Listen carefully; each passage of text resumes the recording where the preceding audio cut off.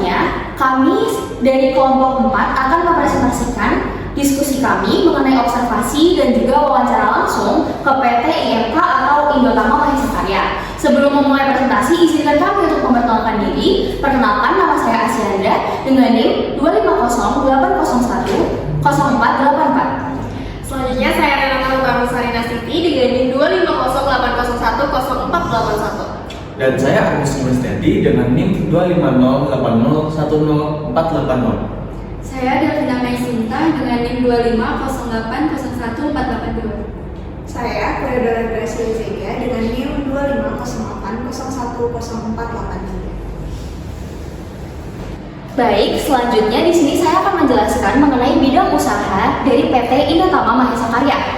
Mereka ini menyediakan jasa konsultasi, bergerak di bidang konsultan yang melakukan perancangan berupa survei, investigasi, engineering, hingga perencanaan serta pemetaan secara geografis. Nah, PT IMK ini biasanya memiliki klien yang dimana kliennya ini adalah suatu perusahaan yang ingin mendirikan usaha di wilayah tertentu. Nah, tugas dari IMK ini adalah mengecek, mensurvei, dan juga bekerja di bidang engineer untuk mengecek apakah suatu wilayah itu sudah layak dan cocok untuk jenis usaha yang akan dijalankan oleh si klien di wilayah tersebut.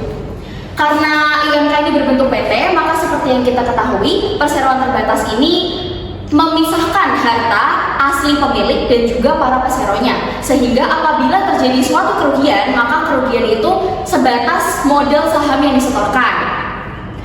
Dan kembali lagi kepada PT IMK, jasa mereka berdiri di bidang survei dan investigasi. Apabila mereka memiliki klien yang ingin mengecek kelayakan suatu wilayah untuk usaha mereka, maka IMK ini akan melakukan survei investigasi, kemudian engineering, ini ada orang-orang yang memang ahli dalam bidang engineer, kemudian studi dan perencanaan ini dilakukan oleh orang-orang yang ahli dalam bidang geografis, sehingga nantinya mereka akan mengecek dan melakukan pemetaan menggunakan sistem SIG atau sistem informasi geografis.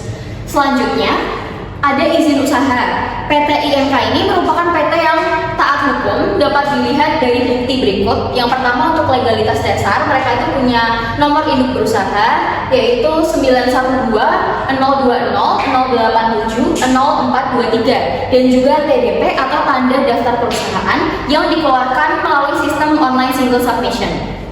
Mereka juga patuh secara fiskal karena memiliki NPWP, kemudian mereka juga menyetorkan pajak sesuai periode yang ditentukan.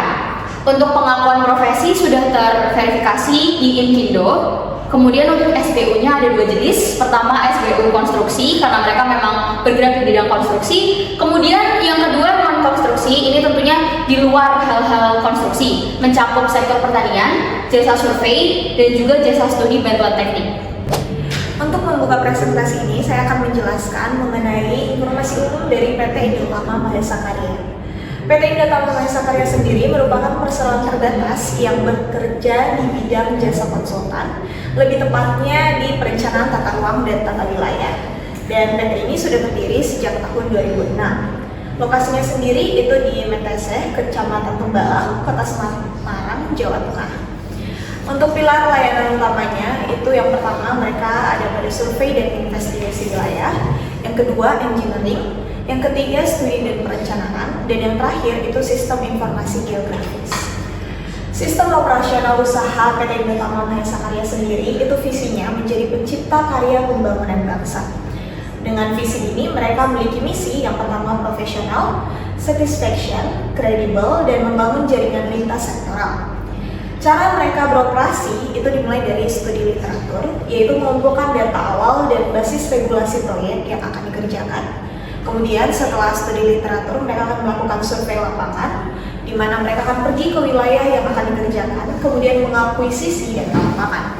Dan yang terakhir, mereka akan mengolah data sistem informasi geografis oleh tenaga profesional, kemudian melakukan konsultasi dan memberikan output ke klien yang nantinya akan mereka lakukan survei di tempat tersebut.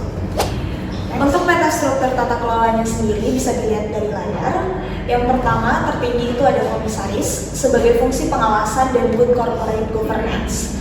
Kemudian ada senior asosiat, sebagai akademisi kampus yang memberikan advice teknis. Di bawah komisaris itu ada direktur utama dan direktur sebagai pengendali operasional mutlak. Lalu ada bagian administrasi dan keuangan sebagai penunjang direksi untuk urusan pajak dan kenotariatan. Di bawahnya ada operasional, di mana operasional ini akan fokus pada eksekusi, survei, engineering, dan studi. Yang terakhir itu ada pengembangan dan pemasaran, fokus dukungannya itu pada pemasaran, HRD, dan logistik. Kita masuk ke regulasi. PT IMK memiliki bentuk badan hukum yaitu sebagai perseroan terbatas. Perseroan terbatas merupakan subjek hukum mandiri dengan pemisahan kekayaan pribadi antara pemilik dan aset perusahaan serta tanggung jawab terbatas sebesar nilai nominal saham. Lalu pada struktur tata kelolanya ia memiliki komisaris yaitu menjalankan fungsi pengawasan dan memastikan penerapan good corporate governance dan atau DCG. Lalu ada direksi, direktur utama dan direktur yang memegang kendali operasional untuk mutlak dan eksekusi bisnis. Lalu ada bagian administrasi dan keuangan, yaitu sebagai penunjang urusan pajak dan kenotariatan. Nah, kebiasaan kerja ini didasarkan pada inovasi metode survei dan pemetaan, yaitu aspek akademik dengan universitas seperti Undip, ITB, UI, dan UGM, serta dengan peningkatan kapasitas SDM dan kepatuhan pada izin usaha. Selanjutnya, saya akan menjelaskan mengenai pencapaian strategis, yaitu berupa kepercayaan klien pemerintahan. Pemerintahan Kabupaten Kendal, Jawa Tengah, PT Indotama Mahesa Karya telah berhasil mengamankan kepercayaan klien dan pemerintah Kabupaten Kendal.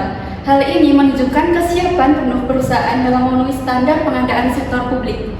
Nah, mengapa sih hal ini penting? Yang pertama yaitu dokumen lelang pemerintahan mensyaratkan kelengkapan legalitas yang lengkap. Yang kedua yaitu setiap survei dan DED atau Detail Engineering Design harus didukung sertifikat resmi yang valid dan sah. Yang ketiga yaitu tanpa SBU dan lisensi, perusahaan tidak bisa masuk proses tender karena salah satu syarat utama yaitu kelengkapan SBU dan lisensi. Yang terakhir yaitu semakin lengkap legalitas sama dengan semakin besar juga peluang akses ke proyek strategis bernilai tinggi. Selanjutnya di sini saya akan membahas terkait fondasi legal yang digunakan oleh PT Indotama Mahesa Karya.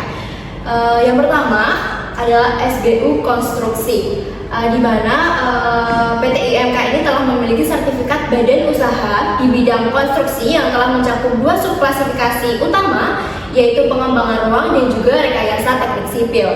Nah, sertifikasi ini wajib dalam proses lelang DED dan juga survei supaya keikutsertaan PT IMK ini dapat berjalan secara sah dan juga tersertifikasi.